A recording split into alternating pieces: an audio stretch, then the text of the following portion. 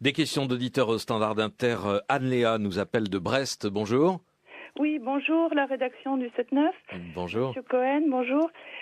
Sans justifier le moins du monde les provocations Dieudonné à votre endroit notamment, vous rendez-vous compte qu'en établissant une liste noire de personnalités que vous refusez d'inviter et que vous permettez de traiter de cerveaux malades, vous trahissez l'essence même de votre métier. Je salue tous les internautes qui tiennent, qui aspirent à un débat et à les entronquer sur Internet. Madame, où avez-vous vu que j'ai dressé une liste noire? Je n'ai jamais dressé de liste noire. Sur France Inter, et qu'on puisse y entendre toutes les nuances des différents courants de pensée. Quel est le courant de pensée que nous n'entendons pas, que vous n'entendez pas sur France Inter? Dites-moi. Les commentaires des internautes sont régulièrement censurés sur le site du 7-9, les miens en particulier. Dès qu'il y ait question de politique étrangère, dès qu'il y ait question de la politique de la France en Afrique. Parlons l'antenne de France Inter. Qui est censuré sur l'antenne de France Inter, madame? Eh bien, nous, les internautes. Nous. La question que je vous pose en ce moment n'était pas la question que j'avais annoncée. Vous êtes la preuve vivante et en direct que nous ne censurons personne puisque vous êtes à l'antenne et vous avez accédé par le standard de France Inter à l'antenne et à votre expression. Et j'attends que vous me disiez quel est le courant de pensée et quelle est la personnalité que nous censurons sur l'antenne de France Inter et qui est interdite d'antenne. Pardon ? J'attends la réponse. Quel est l'invité que vous souhaiteriez avoir lundi matin? Vous avez déclaré à la télévision que vous n'inviteriez pas Nab, Soral, Dieudonné. Et vous souhaitez-vous que Dieudonné et que Alain Soral soient l'invité de la matinale de France Inter, par exemple? Écoutez, quel serait le débat? Quel serait le thème du débat? Je ne défendrai pas particulièrement ces personnalités. Mais vous souhaitez les entendre?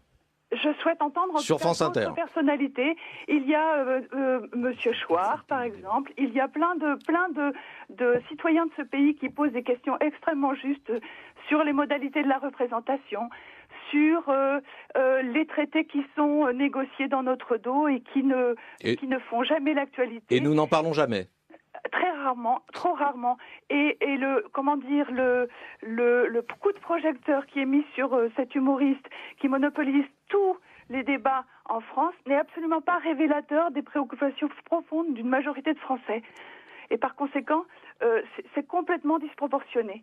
Et je me demande quel intérêt ce gouvernement peut avoir à limiter la liberté d'expression, alors que c'est une liberté fondamentale et qu'elle fonde la démocratie. Je me demande, je pense qu'il se décrédibilise profondément et c'est dommage. Eh bien, sur l'antenne de France Inter, nous ne limitons pas et jamais la liberté d'expression, sauf pour les personnes qui ont été condamnées par la loi. C'est la règle. Merci d'être intervenu sur l'antenne. Un autre auditeur, peut-être Patrick, qui nous appelle de Bordeaux. Bonjour Patrick. Oui, bonjour Monsieur Cohen, bonjour à vos invités, pardon. Alors juste là, je rebondis sur ce que vous venez de dire. Vous invitez évidemment des gens qui ont déjà été condamnés. Il y a eu des hommes politiques qui ont été condamnés et vous les invitez régulièrement donc sur votre plateau. Et tant mieux. Pardon, qui? Alors, je n'ai pas de nom. C'est dommage. Non, mais vous avez des hommes politiques qui ont été condamnés par la justice, vous le savez très bien. Moi, excusez-moi, je vais vous poser vraiment la question que je voulais vous poser, mais je rebondis juste, on sait très bien, on lit un peu la presse, l'Internet, vous-même, vous avez déjà un peu évoqué, ça vous a déjà été reproché aussi. Il y a des gens que vous invitez qui ont été condamnés, et puis bon, voilà, mais ils ont aussi, comment dirais-je, rendu leur peine, quoi. Enfin, ils ont payé ce qu'ils devaient payer, c'est très bien, maintenant, après... vous pouvez les inviter. Et d'autres aussi, je suis assez d'accord avec l'ancienne auditrice précédente.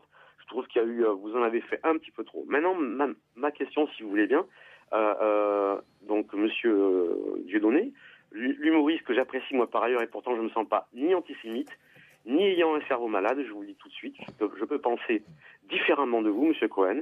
Je n'ai jamais. Vous l'avez dit sur France 5. Vous l'avez dit sur France 5, je me suis senti insulté par un journaliste que j'écoute régulièrement tous les matins. Il faut aussi que vous puissiez accepter ça. Je n'ai jamais parlé des partisans ou des spectateurs de Dieudonné dans quelque façon que ce soit. Les gens qui sont complotistes, les gens qui développent des tests complotistes, Monsieur Dieudonné. Moi, je considère qu'il ne développe pas des tests complotistes, et pourtant, j'aime bien M. Dieudonné. Je ne suis pas toujours d'accord avec ce qu'il dit, la manière dont il le dit. Vous pensez qu'il n'est pas complotiste? La liberté d'expression. Alors, ma question, si vous voulez bien... Oui, je vous écoute.